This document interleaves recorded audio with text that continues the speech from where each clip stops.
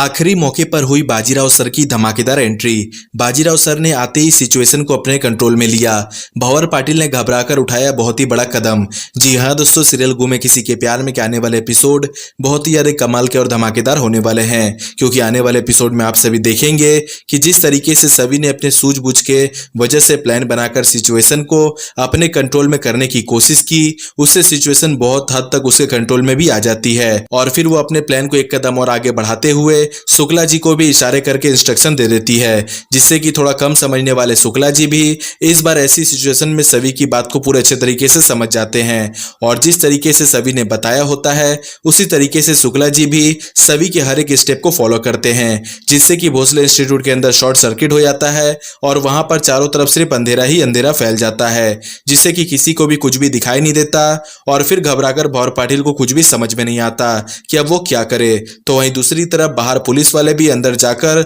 Situation को अपने control में लेने के लिए पूरे तरीके से तैयार हो जाते हैं, लेकिन फिर वहां पर हो जाता है बहुत ही बड़ा हादसा। जी हां दोस्तों, भंवर पाटिल गुस्से में ईशान को गोली मार देता है और फिर उसे एक स्ट्रेचर पर लिटाकर भोसले इंस्टीट्यूट के बाहर फेंक देता है, ताकि बाहर खड़े सारे पुलिस वालों को यह चेतावनी दे सके कि अगर वो अपना एक भी कदम भोसले इंस्टीट्यूट के अंदर रखेंगे तो इसी तरीके से हर कुछ देर में लोग खत्म होते जाएंगे, जिससे कि सारे के सारे पुलिस वाले अपने बढ़े हुए कदम को वापस पीछे की तरफ खींच लेते हैं और उन्हें बिल्कुल भी समझ नहीं आता कि अब वो लोग इस सिचुएशन में क्या करें। इसके बाद कमिश्नर सर अपने सबसे बेस्ट पुलिस ऑफिसर को फोन लगाते हैं। जी हाँ दोस्तों, कमिश्नर सर किसी और को नहीं बल्कि डायरेक्ट बाजीराव सर को फोन लगाते हैं और उसे वहां की सारी सिचुएशन के बारे में अच्छे तरीके से समझा देते हैं और कहते हैं कि अब एक वही है, यानी कि एक तुम ही हो जो आकर यहाँ पर सिचुएशन को संभाल सकते हो। जिसके बाद बाजीराव सर बिल्कुल भी देरी नहीं करते हैं और तुरंत अपने फोर्स के साथ भोसले इंस्टीट्यूट में पहुंच जाते हैं और फिर वहां पर आने के बाद वो सबसे पहले हर चप्पे चप्पे का मुआयना करता है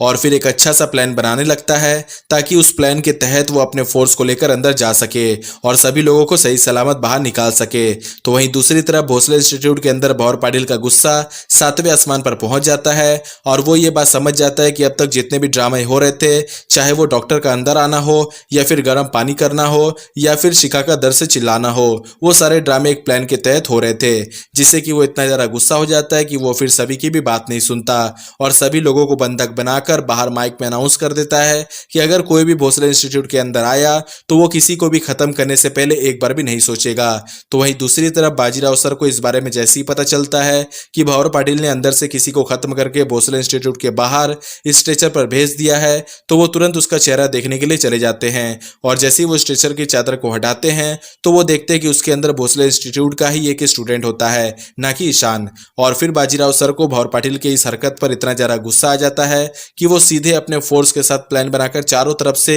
भोसले इंस्टीट्यूट के अंदर एक साथ ही अटैक कर देते हैं, जिससे कि भोसले इंस्टीट्यूट के अंदर भंवर पाटिल और उसके साथी पूरे तरीके से घबरा जाते हैं, क्योंकि उन्हें एक तो कुछ दिखाई नहीं दे रहा होता है और दूसरा कि वो इतने सारे फोर्स को एक साथ आते हुए संभाल नहीं पाते हैं और इस तरीके से भंवर पाटिल का पासा पूरे तरीके से पलट जाता है। तो आपको क्या लगता है दोस्तों, क्या बाजीराव सर के आने के बाद भंवर पाटिल पुलिस के हाथ से बचकर भाग पाएगा या फिर नहीं, और क्या ईशान आने वाले एपिसोड में हमें छोड़कर चला जाएगा या फिर नहीं? इस पर आपकी क्या राय है कमेंट में जरूर बताएं। साथ ही साथ वीडियो को लाइक करके चैनल को सब्सक्राइब करके बेल आइकन कॉल पे क्लिक कर लें। तो मिलते हैं नेक्स्ट वीडियो में।